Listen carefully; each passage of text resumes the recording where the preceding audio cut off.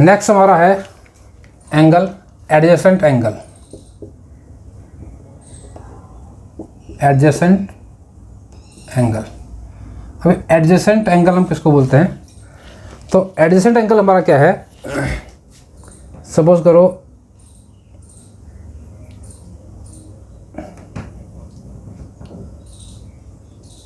ये दो रे हैं, थोड़ा सा बड़ा बना देता हूं उनको जो है,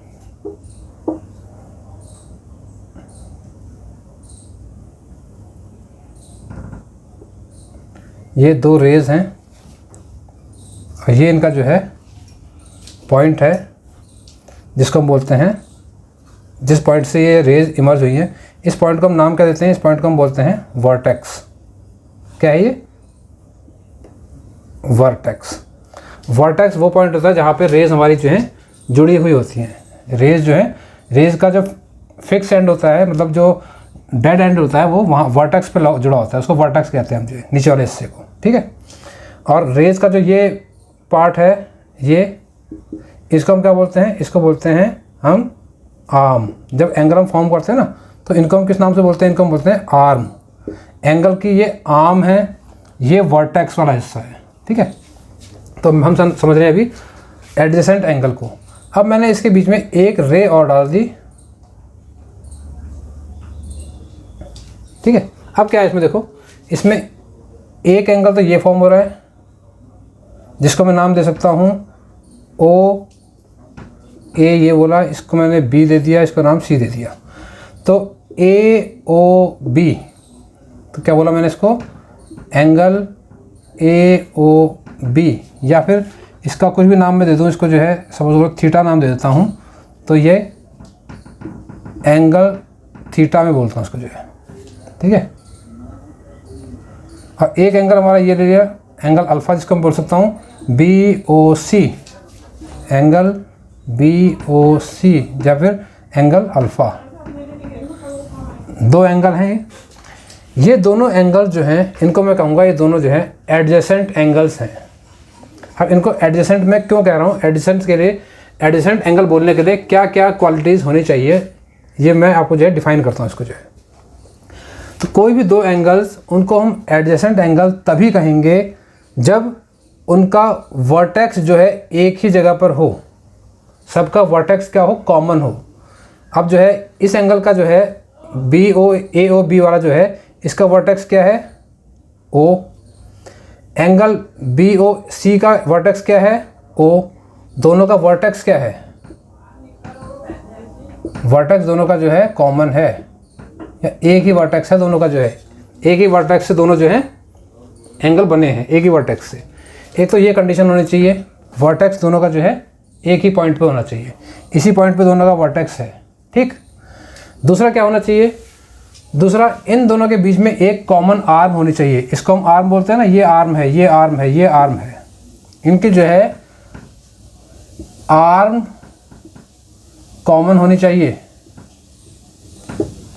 ठीक है। इसको कॉमन ना लिख के इसको लिख देते हैं वर्टेक्स एक ही पॉइंट पर होना चाहिए, वन पॉइंट। इनका दोनों का वर्टेक्स जो है एक ही पॉइंट पर है, ओ पर है। आर्म कॉमन होनी चाहिए इनकी दोनों की, जो है इसकी इस एंगल की एक आर्म कौन सी है? ए ओ बी की एक आर्म है ओ बी, ओ बी। ठीक है। एंगल बी ओ सी की एक आर्म है ओ बी, बी ओ सी की भी एक आर्म ओ बी है। तो आर्म दोनों में कॉमन है, तो वर्टेक्स एक ही पॉइंट पे होना चाहिए, आर्म कॉमन होनी चाहिए। एक और कंडीशन ज़रूरी है, एक और कंडीशन चाहिए हमें। वो कंडीशन क्या है? तीसरी कंडीशन ये है कि इसकी जो अनकॉमन आर्म होंगी, इन दोनों एंगल्स के जो अनकॉमन आर्म होंगी, ये आर्म तो कॉमन हो गई, अनकॉमन आर्म इसकी कौन सी है? ओ ए है इसकी अनकॉमन आर्म। इसकी अनकॉमन आर्म कौन सी है? ओ सी वाली है। इनकी जो अनकॉमन आर्म होंगी वो कॉमन आर्म के दोनों तरफ होनी चाहिए। एक कॉमन आर्म, एक अनकॉमन आर्म कॉमन आर्म के राइट साइड में होनी चाहिए, और एक अनकॉमन आर्म जो है कॉमन आर्म के लेफ्ट साइड पे होनी चाहिए। मीन्स कॉमन आर्म जो है वो सेंटर पे होनी चाहिए, और अनकॉमन आर्म एक इस तरफ और एक इस तरफ। ऐसा होगा तभी हम कहेंगे इनको जो है कि ये एंगल जो है एडजेसेंट एंगल्स हैं। ठीक है, अभी मैं आपको और दूसरी कंडीशन बताऊंगा।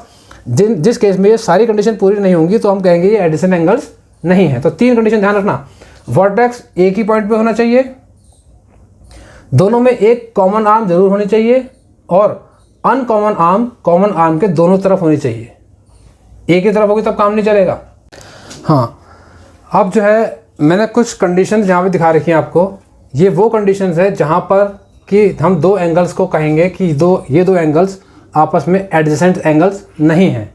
ठीक है, जो कि एडजेसेंट एंगल की कंडीशंस को फुलफिल नहीं करते। केस 1, फर्स्ट केस को लेते हैं हम जो है। इसमें देखो एक एंगल इसमें हमारा है एंगल ए, ये है यहाँ से यहाँ तक का। ठीक है, जो कि बन रहा है COA, इस एंगल की बात कर रहा हूँ एक में। और एक एंगल हमारा है BOA। ये दोनों एंगल्स एडजेसेंट एंगल्स नहीं हैं। ये कौन सी कंडीशन को फुलफिल नहीं कर पा रहे? ये कौन सी कंडीशन फुलफिल नहीं कर रहे मैं आपको बताता हूँ। इन दोनों एंगल्स में क्या है, इन दोनों एंगल्स में कॉमन आर्म तो है। OA जो है ये एंगल A की भी आर्म है, और OA जो है ये एंगल B की भी आर्म है, तो कॉमन आर्म इसमें है। दूसरी कंडीशन क्या होती है, वर्टेक्स एक ही जगह पर होना चाहिए।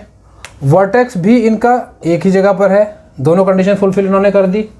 तीसरी कंडीशन इसने कौन सी फुलफिल नहीं करी? तीसरी कंडीशन थी कि अनकॉमन आर्म कॉमन आर्म के दोनों तरफ होनी चाहिए। जो कॉमन आर्म है, अनकॉमन आर्म एक उसके इस साइड होनी चाहिए और एक इसके इस साइड होनी चाहिए।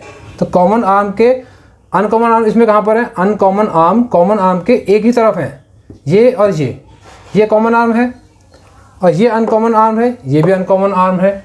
तो दोनों अनकॉमन आर्म कॉमन आर्म के एक ही तरफ हैं, इसी वजह से ये एडजेसेंट एंगल्स नहीं है। अगर एक अनकॉमन आर्म इसके इस साइड होती और एक इस साइड होती तो ये एडजेसेंट एंगल्स कहलाते। तो इसने जो है उस कंडीशन को फुलफिल नहीं किया, तो इसलिए ये हमारा जो है एडजेसेंट एंगल नहीं है।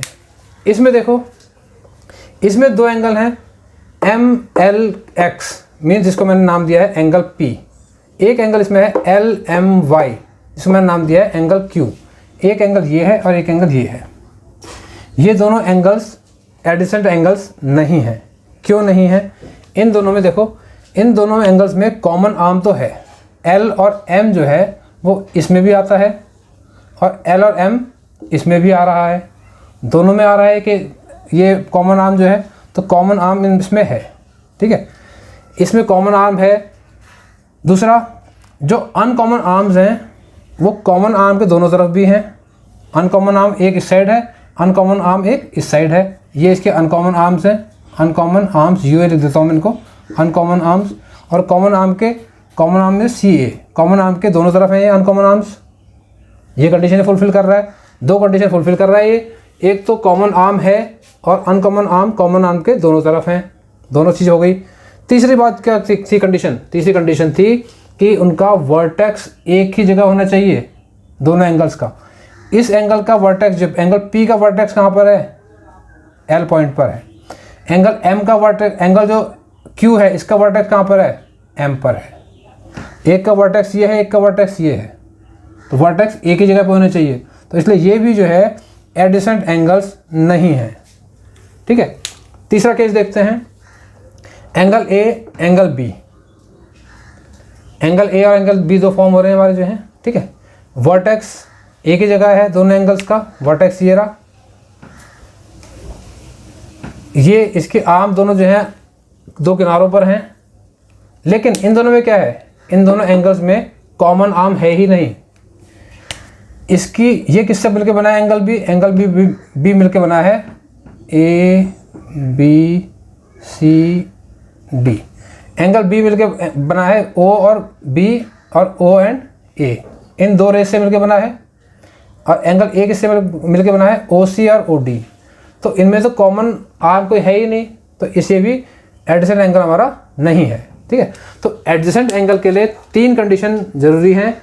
एक तो दोनों एंगल्स के बीच में कोई आर्म कॉमन होनी चाहिए। अनकॉमन आर्म जो भी होगी वो कॉमन आर्म के एक इस तरफ होनी चाहिए और एक दूसरी तरफ होनी चाहिए। तीसरा, दोनों एंगल्स का वर्टेक्स जो है वो एक ही जगह पे होना चाहिए। जैसे इसमें था वर्टेक्स एक का यहाँ था, एक का यहाँ था, तो ये एडिसेंट एंगल नहीं थे।